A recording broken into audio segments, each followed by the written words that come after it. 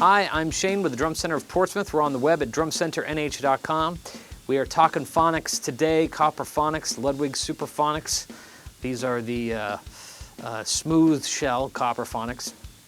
I'm doing a bunch of them today. It's been a lot of fun to get familiar with these drums. Copper is definitely a new thing for Ludwig. Not a lot of manufacturers tend to mess around with copper that much because it's kind of a hard material to work with for snare drums. I think originally its intention would have been for orchestral work, symphonic work. It's very sensitive. But what I find is that it can be quite a beast to tame. Copper can be very wild depending on what sort of snare wires you use or even head choices. You know, when I think of particular copper drums that I've enjoyed in the past, they always tend to be shorter shell. And I tend to like 6.5, 7 and 8 by 14s, but I think with copper, it's usually the shorter ones. I think of the Marvin Smitty Smith drum that Pearl that used to make years ago.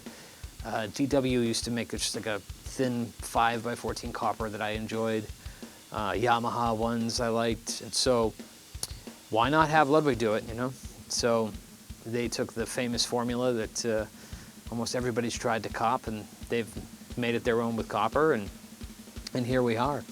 Now, I get asked all the time from people, you know, what's better, smooth or hammered, or tube lugs or regular lugs? And my blanket answer is usually they all sound good. You know, the differences are very small when you get in between these little nuances.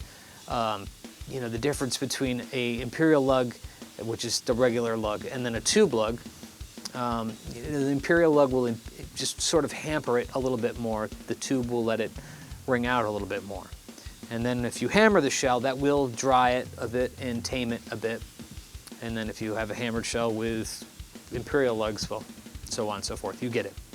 So we have 5 by 14s and 6.5, all shapes and sizes, and I hope you enjoy them.